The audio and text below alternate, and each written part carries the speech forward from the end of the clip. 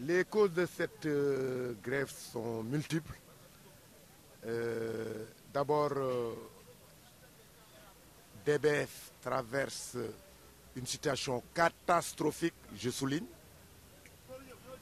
parce que après la rupture avec le privé, les deux États maliens et sénégalais ont repris l'entreprise nommée DBF.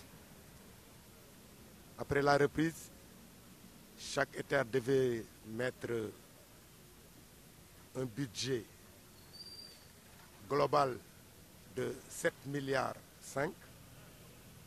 mais à nos jours, rien n'a été respecté.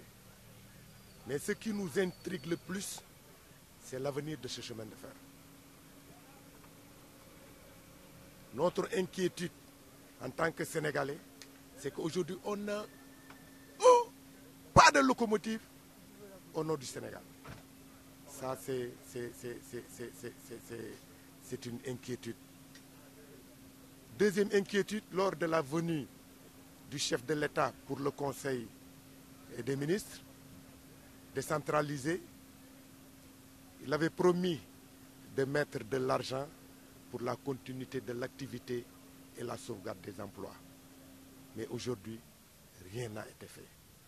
Donc, c'est pour ces deux choses que nous sommes là, tous les cheminots debout comme un seul homme, pour au moins que l'État puisse mettre de l'argent dans ce chemin de fer centenaire pour la continuité de l'activité, la sauvegarde de l'emploi et surtout la pérennité de l'entreprise. En tout cas, d'une manière ramassée, c'est ça les conditions qui sont là pour vraiment, qui nous ont amenés à cette grève, décidée à l'unanimité. 99% des cheminots sont dehors. Toutes les entreprises, que ce soit GCO, les ICS, DBF, PTB, rien ne circule. Donc nous disons merci à Dieu, mais nous disons merci aux cheminots, mais nous disons merci à la population qui nous soutient de tout cœur. Si nous suivons les émissions interactives, on sait que les Sénégalais ont besoin de ce chemin de fer. Mais le peuple a besoin de ce chemin de fer. Le président de la République a besoin de ce chemin de fer. Mais on nous parle de plan Sénégal émergent. On ne peut pas faire ce plan Sénégal émergent sans le chemin de fer. On ne peut pas faire l'autosuffisance alimentaire sans ce chemin de fer. Donc nous faisons appel au président de la République pour au moins qu'il prenne toutes ses responsabilités pour au moins mettre de l'argent pour qu'au moins le chemin de fer continue à marcher. Mais la suite, avant de parler de la suite, nous parlerons de notre fameux ministre qui nous parle de salaire. Nous, les salaires, ça ne nous intéresse pas. Nous, ce qui nous intéresse, c'est qu'un chemin de fer debout. Qu'est-ce qu'un chemin de fer debout? C'est avoir des machines fiables, c'est avoir des rails fiables, c'est avoir des locomotives, des wagons fiables.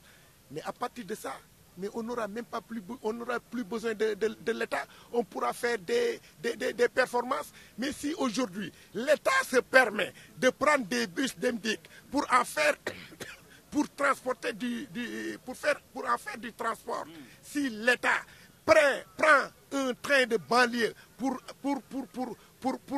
amener ça à Tivaouane, amener ça à Touba, je dis que c'est un échec. Il faut arrêter. Et arrêter immédiatement, sinon nous ferons arrêter ça. Parce que le devoir du chemin de fer, c'est transporter. Aujourd'hui, le problème du GCO est là. Il y a la voie 2 qui a été donnée au GCO. Aujourd'hui, on donne n'importe qui pour la réparation de la voie, même nos locomotives pour de manœuvre, mais sont données à des tierces. Mais je dis qu'il faut arrêter. Et j'interpelle notre directeur général que nous ne sommes pas contents. Notre matériel, c'est notre matériel. Il n'a qu'à arrêter immédiatement. Et il n'a qu'à prendre toutes ses responsabilités.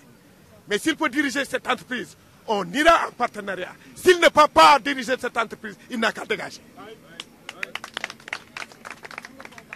Je peux continuer un peu parce qu'aujourd'hui, notre ministre de tutelle a parlé au niveau de la radio. il parle de salaire. Non, ce n'est pas ça notre vœu.